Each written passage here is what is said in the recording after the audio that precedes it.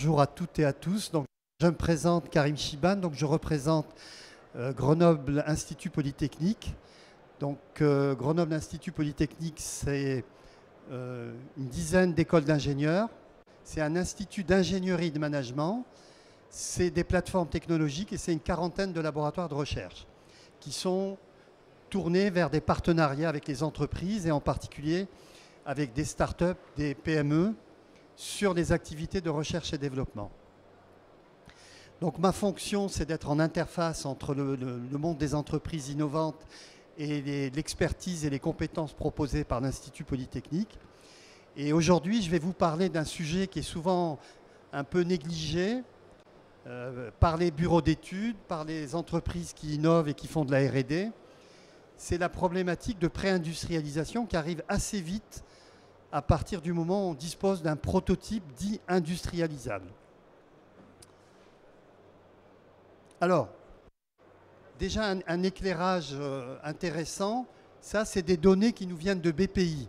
Beaucoup de startups aujourd'hui ont des capacités de R&D, mais n'ont pas forcément anticipé les problématiques d'industrialisation parce qu'elles sont focalisées sur le développement de ce premier prototype. Et du point de vue de BPI, on voit bien qu'il y a, on va dire, deux gabarits d'entreprises, celles qui vont vouloir industrialiser à haut niveau en ayant un outil de production intégré et les startups qui sont plutôt fablesses. Et donc, on voit bien que l'échelle de temps n'est pas la même. C'est-à-dire que quand vous allez développer un prototype, ça va prendre entre 3 et 5 ans et vous allez ensuite vous engager dans de l'industrialisation. Si vous voulez concrétiser une usine, ça va vous prendre pas loin de 10 ans, avec des moyens financiers beaucoup plus importants. Alors, je vous donne qu'un seul exemple local qui est bien connu. La dernière start-up issue du CEA, du reste, qui a levé 80 millions il y a à peine 2 ans, construit une usine à Champagné. Vous voyez, là, on n'est pas du tout faiblesse. On construit un outil, on investit pour disposer d'un outil de production. Alors, on n'est pas du tout dans ce contexte-là quand on est start-up faiblesse. Et de ce fait, il faut anticiper les problématiques d'industrialisation. Alors, je vais aller très vite sur le process de R&D tel que vous devez le connaître. En tout cas, si vous êtes dans des entreprises qui innovent et qui font du développement. Donc, la genèse d'un projet, c'est souvent un objectif court terme pour concevoir, développer une preuve de concept. Hein. Et qu'est-ce qu'on fait quand on fait ce développement initial ? Eh bien, on va essayer de se mettre dans une capacité à faire une faisabilité technique. On va faire de la veille concurrentielle, de la veille brevet, et on va essayer de trouver tous les éléments d'expertise scientifique pour accompagner le projet. Et vous avez BPI qui peut vous aider, en particulier avec une bourse dite French Tech.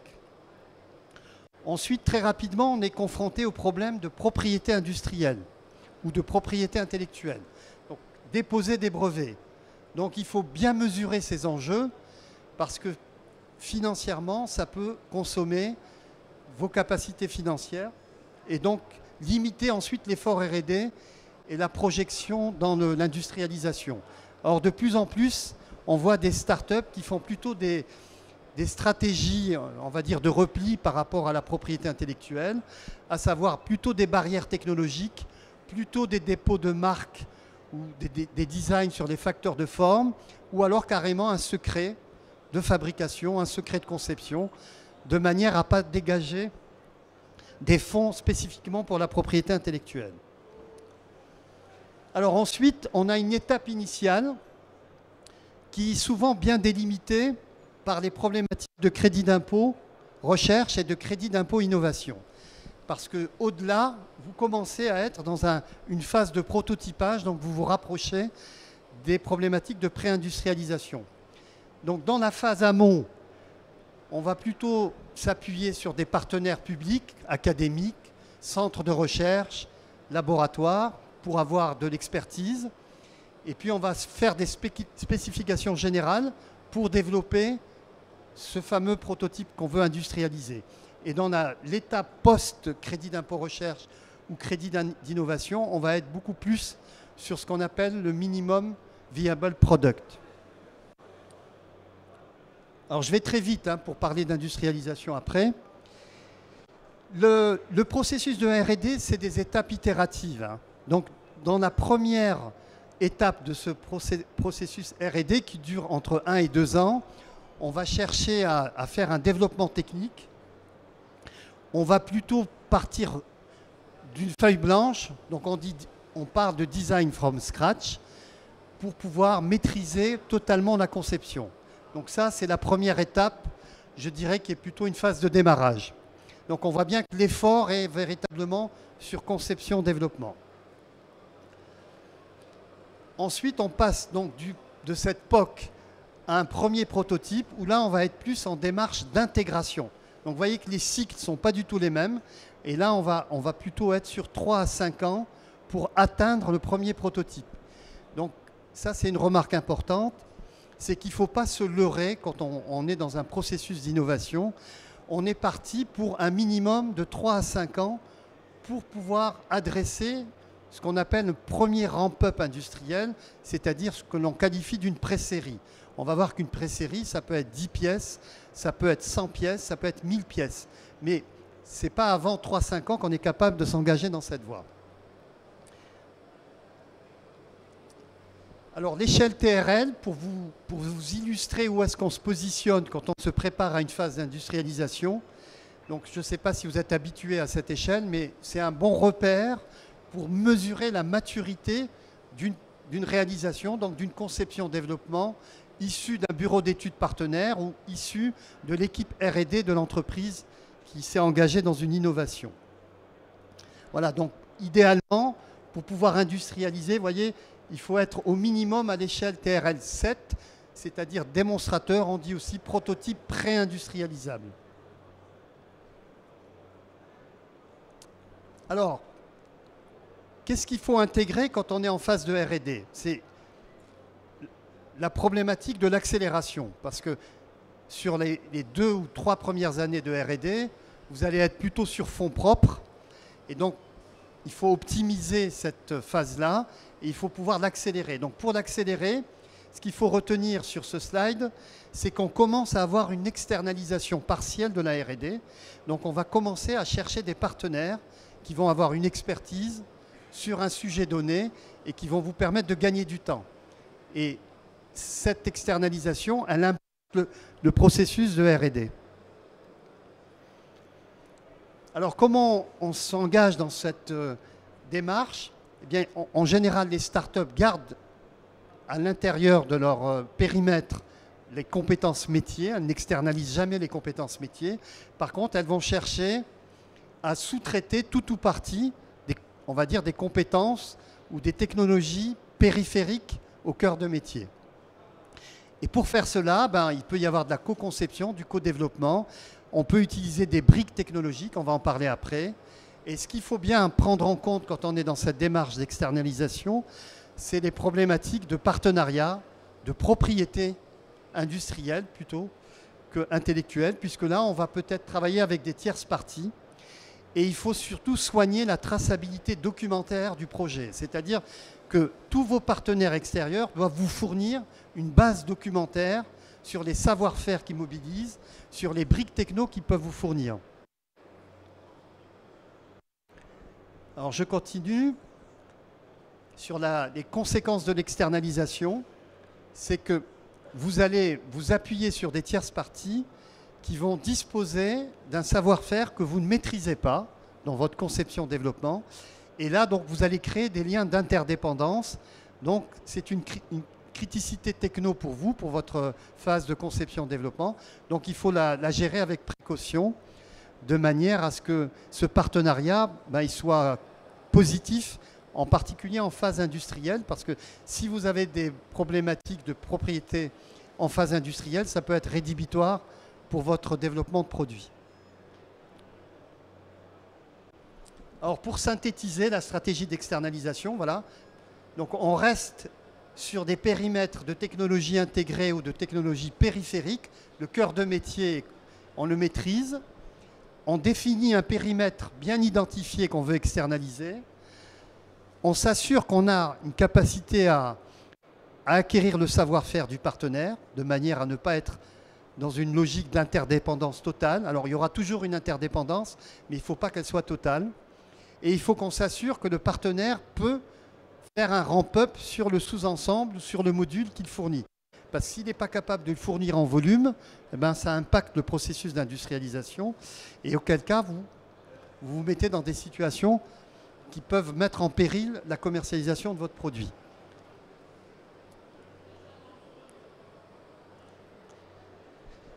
Donc pour finir sur l'externalisation de la R&D, souvent, une des difficultés, c'est que dans les startups ou dans les PME, la fonction achat, c'est plutôt une fonction d'approvisionnement, de composants, de sous-ensembles, de sous-traitance.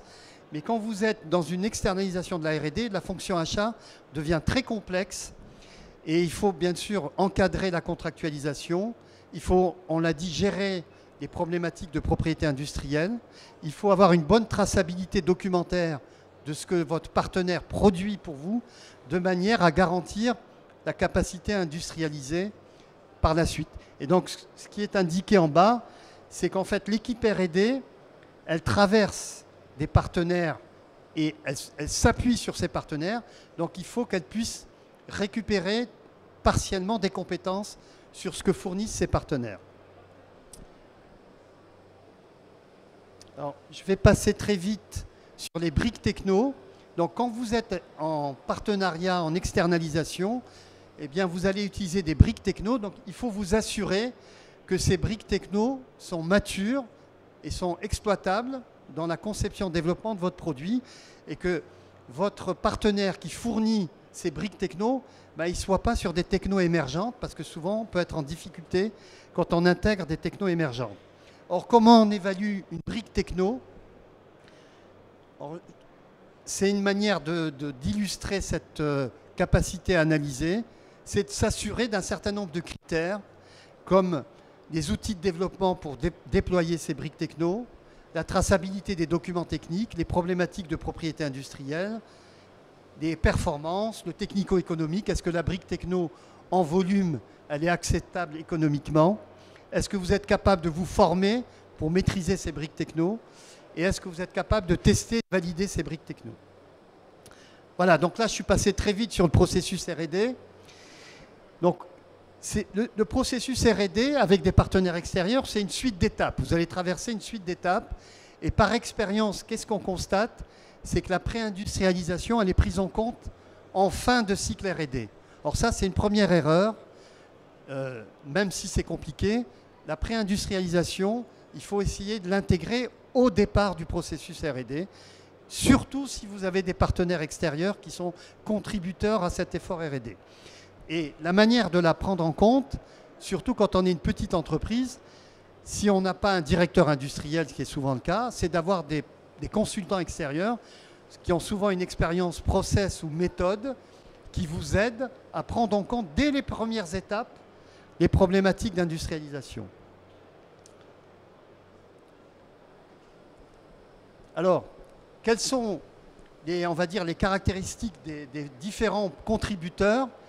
Vous avez des fournisseurs d'environnement de développement, donc c'est important de bien les qualifier. Vous avez des fournisseurs de modules, de sous-ensembles, de composants, des fournisseurs de briques techno, des tierces parties. Souvent, les tierces parties vont fournir des solutions logicielles, donc des bibliothèques, des drivers, etc. Et donc là, il y a une vigilance supplémentaire à avoir sur les problématiques de tierces parties sur le logiciel. Et puis après, vous pouvez travailler avec des bureaux d'études partenaires qui vont développer pour vous tout ou partie du produit. Donc ce qu'il faut prendre en compte, c'est les problématiques d'obsolescence, les problématiques des choix techniques qui sont faits par ces partenaires, et bien les évaluer, et tenir compte aussi des environnements de développement qui sont mobilisés, parce que souvent, les environnements de développement peuvent représenter des coûts importants. Voilà, pour synthétiser, donc, les contributeurs techniques, une start-up peut se positionner, ou une PME, peut se positionner en maîtrise d'ouvrage ou en maîtrise d'œuvre. Donc, elle aura une partie des compétences internes, mais les compétences externes, il faudra les encadrer avec les différents acteurs qui vont contribuer au projet. Voilà, donc on a fait très vite le processus R&D. Maintenant, je vais vous parler du sujet de la conférence qui est l'industrialisation. Donc, un démonstrateur, on ne peut pas dire que c'est un prototype industrialisable, c'est ce qui permet fonctionnellement de démontrer que le produit que vous avez développé, eh bien, il répond à un besoin marché potentiel, mais surtout, la faisabilité technique n'est plus à démontrer.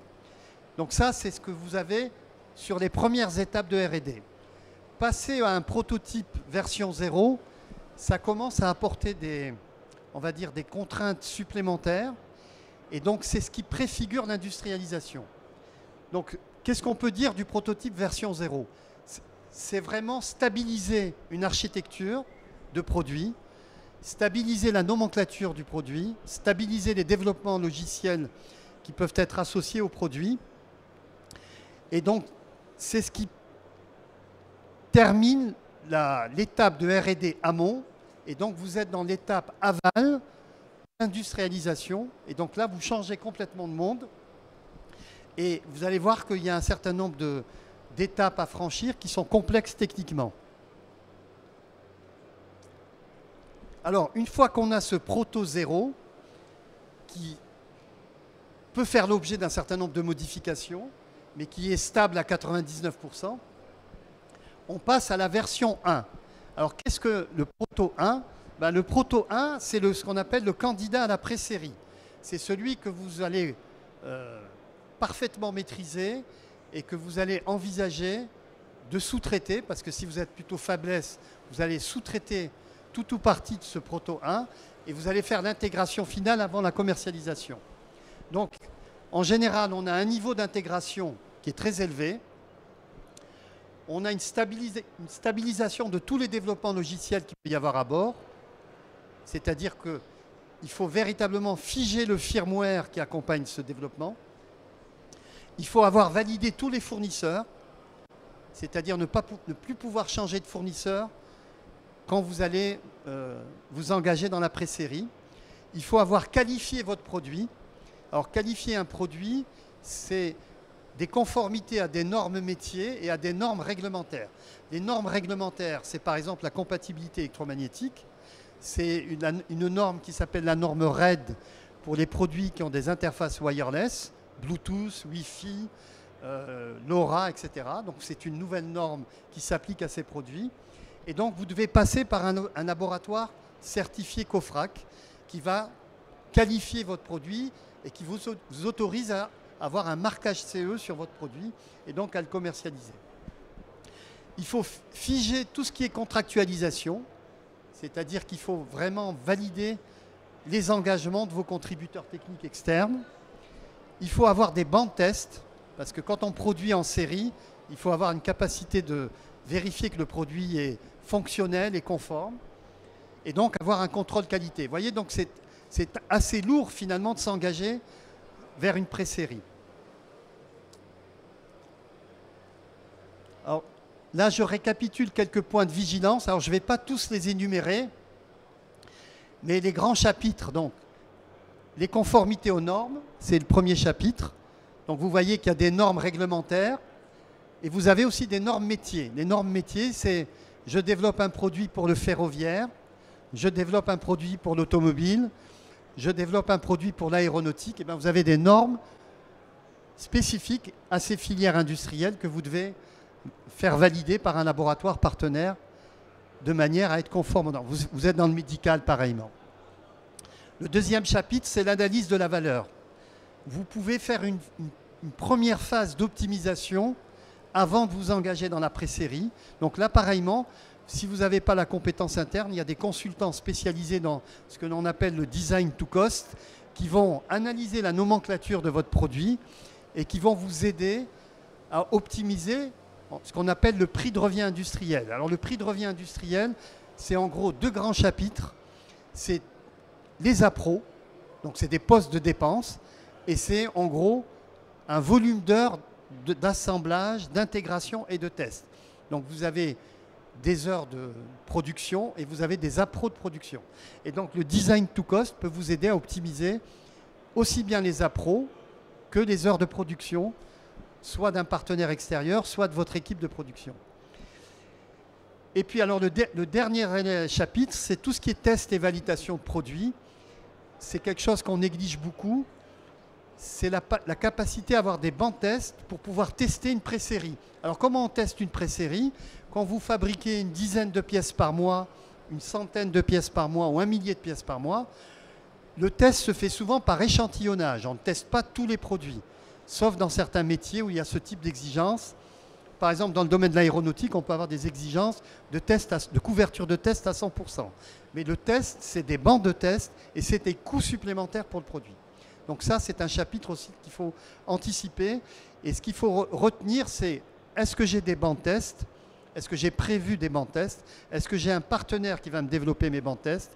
Et puis le deuxième point important, c'est tout ce qui est mise à jour de logiciels embarqués sur votre produit.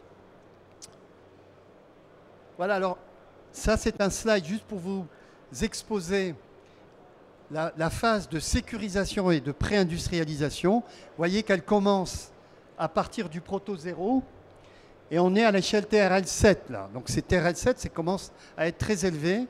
Quand on est sur un démonstrateur ou une preuve de concept, on va être plutôt TRL 4. Donc vous voyez les étapes à franchir avant d'attaquer la commercialisation.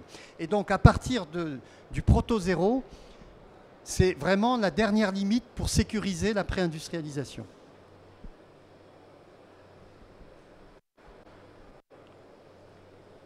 On va peut-être passer parce que je surveille le temps là. Alors, quelques éléments complémentaires sur l'industrialisation du produit. Je vous ai parlé d'architecture technique produit. Donc, vous avez dû entendre parler de BOM, hein, Bill of Material. C'est simplement la nomenclature la plus détaillée possible d'un produit. C'est-à-dire, ça va prendre en compte les éléments mécaniques, les cartes électroniques, les composants à bord des cartes, la connectique, le câblage, les alimentations. Donc tout ça doit être complètement décrit de manière exhaustive.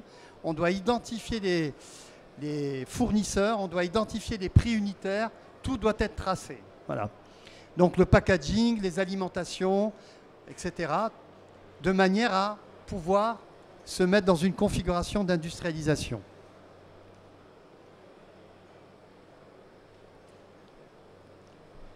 Alors, à partir du moment où on a fait cette architecture technique produit, où on a une nomenclature détaillée, où on dispose de bancs de test, où on a une traçabilité documentaire totale, on va s'intéresser au ramp-up.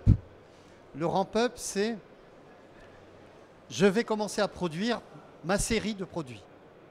Alors, je vous ai donné quelques échelles de valeur. Une petite série, c'est 10 pièces par mois.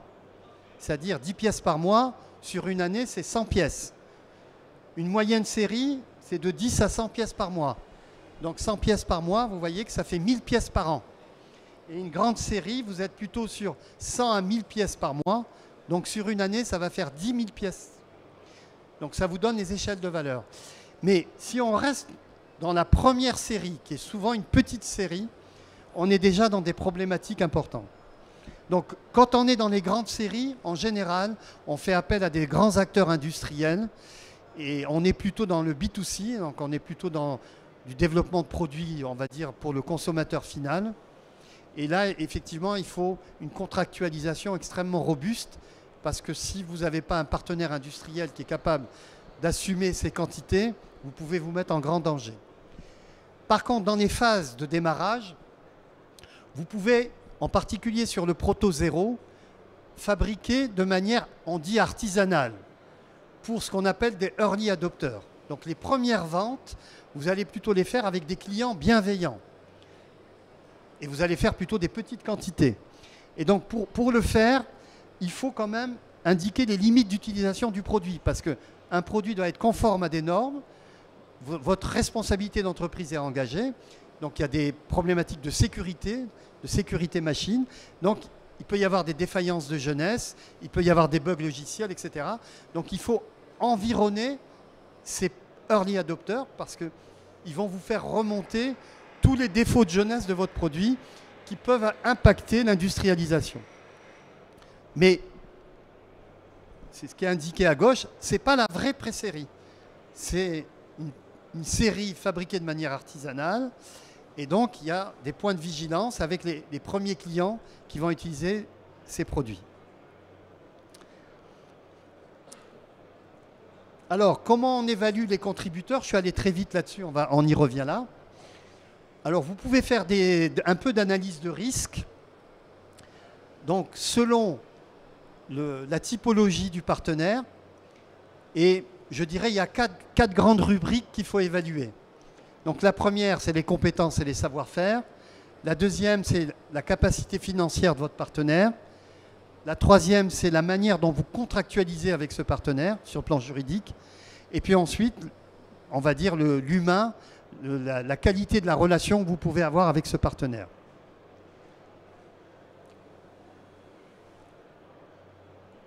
Alors, dans le contexte Fabless, on peut auditer un partenaire. Alors, auditer, ça ne veut pas dire être très intrusif quand vous allez rencontrer un partenaire industriel ou une tierce partie, mais vous pouvez vérifier un certain nombre de choses. Donc, vous avez une petite liste là qui vous permet de vous faire une idée on va dire, de la fiabilité de votre partenaire. Alors, moi, je sais que régulièrement, je rencontre des entreprises qui sous-traitent sans même avoir visité le sous-traitant. Ça arrive parce qu'on veut aller vite, parce qu'on traite tout à distance, on fait beaucoup de visio, on échange des documents, donc on ne se déplace pas, on fait confiance. Ben ça, c'est une première erreur à ne pas commettre.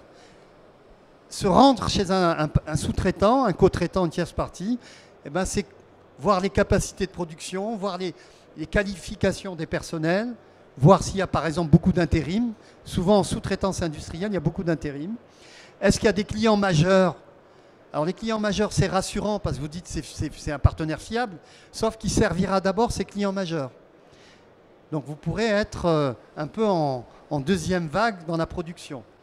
Il faut être vigilant sur les problématiques de propriété, on en a parlé. Il faut voir s'il a des capacités de stockage et s'il a des capacités de garantir une qualité à travers des certifications. Alors, il y a un outil très simple qui est un fichier Excel qui vous permet de vérifier 10 points. Alors, pour ceux que ça intéresse, je pourrais vous le communiquer, ce n'est pas très compliqué à faire, hein. Donc, c'est identifier les interlocuteurs, des données financières, des références clients.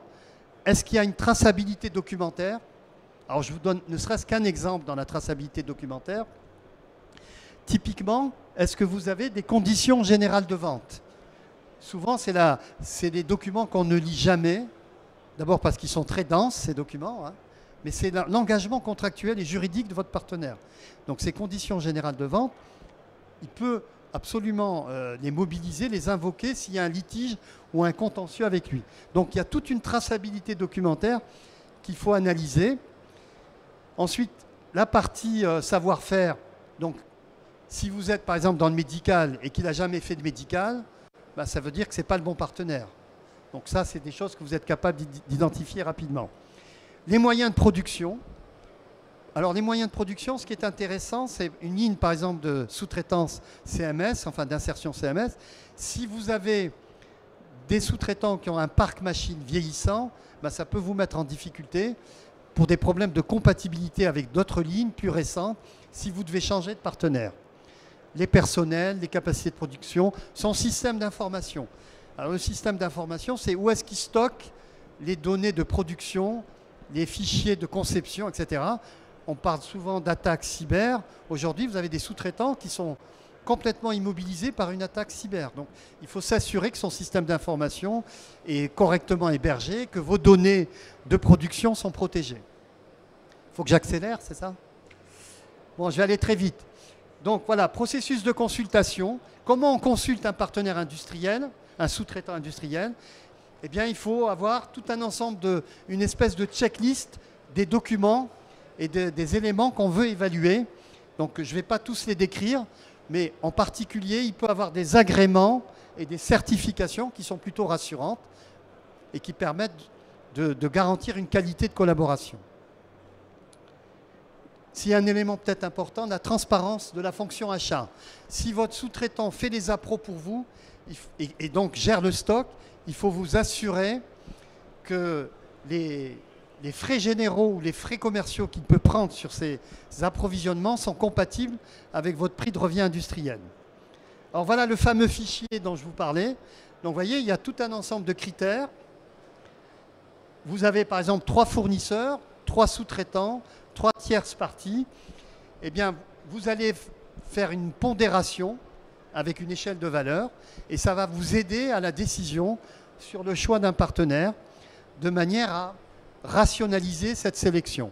Or, si ça intéresse les participants, là, je pourrais communiquer ce document. Alors ça, c'est un exemple de dossier technique de réalisation de sous-traitants, en particulier d'une carte électronique.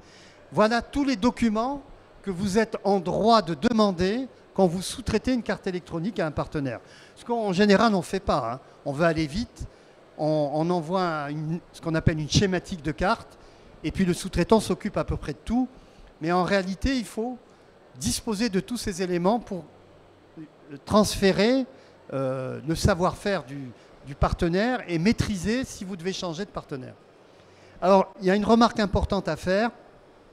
Quand vous consultez un partenaire et que vous vous posez la question « est-ce que je suis propriétaire partiellement ou totalement ?», vous verrez que les coûts des prestations ne sont pas les mêmes. Donc, il vaut mieux poser la question au départ pour être très clair là-dessus, parce que plus vous demandez une traçabilité documentaire, ça génère du travail au partenaire, mais vous, ça vous sécurise. Et donc, il faut faire la balance entre le niveau de connaissance que vous voulez avoir de votre dossier d'industrialisation, l'indépendance que vous voulez avoir et la capacité financière que vous voulez mobiliser pour ça. Donc ça, c'est important de l'avoir en tête. Alors, deux éléments sur la stratégie d'externalisation, en tout cas d'industrialisation. Nous, ce qu'on conseille, quand vous avez des fournisseurs industriels génériques qui fournissent des composants, des sous-ensembles, ça c'est de l'appro, donc c'est de la fonction achat classique. Si vous avez des sous-ensembles, il faut bien encadrer juridiquement. C'est-à-dire, il faut s'interroger sur « je suis propriétaire de quoi ?» dans la manière d'intégrer ces sous-ensembles. Si vous avez ce qu'on appelle des tierces parties stratégiques, par exemple du développement logiciel, ce qui nous amène souvent, pour des questions de capacité de développement, à externaliser. Mais là, il faut véritablement vous intéresser aux problématiques de propriété, voire aller même plus loin dans la construction de votre collaboration. Et ce que vous devez garder, c'est la maîtrise de l'intégration finale du produit, de la maintenance du produit et éventuellement s'il y a des consommables. Sur les aspects numériques, c'est un peu le même principe. Souvent, on commence par sur le logiciel, hein, j'entends. Souvent, on commence par des collaborations très informelles. Alors, c'est un développeur, un geek, une structure libre, etc. Et puis, on est en open source, tout va bien, ça ne coûte pas très cher, mais on peut être très vite sous contrainte. Donc, la collaboration informelle, c'est bien, mais il faut vraiment beaucoup de vigilance. Ensuite, vous pouvez avoir plutôt des prestataires, publics ou privés d'ailleurs. Donc là, il faut des contrats. Il faut être clair sur les livrables, sur le périmètre technique et sur les problématiques de propriété intellectuelle. Et puis après, vous pouvez avoir des éditeurs ou des prestataires type SS2I, et auquel cas, ben là, il faut un partenariat stratégique. Et vous devez garder toujours la connaissance métier et avoir des compétences internes pour exploiter. Bon, on me dit d'aller très vite, donc je vais essayer. Voilà, très bien. Voilà, je vais finir là-dessus. Alors, ce qu'il faut savoir, c'est qu'on peut vous aider dans ces processus. On a une vraie expérience à l'INP, évidemment de la R&D, de l'expertise sur du développement de démonstrateurs et de prototypage industriel. Et on a des partenaires extérieurs avec qui on est en relation pour aider beaucoup de startups. Aujourd'hui, il y a énormément de startups qui s'appuient sur notre support pour aller vers l'industrialisation. Voilà, je vous remercie.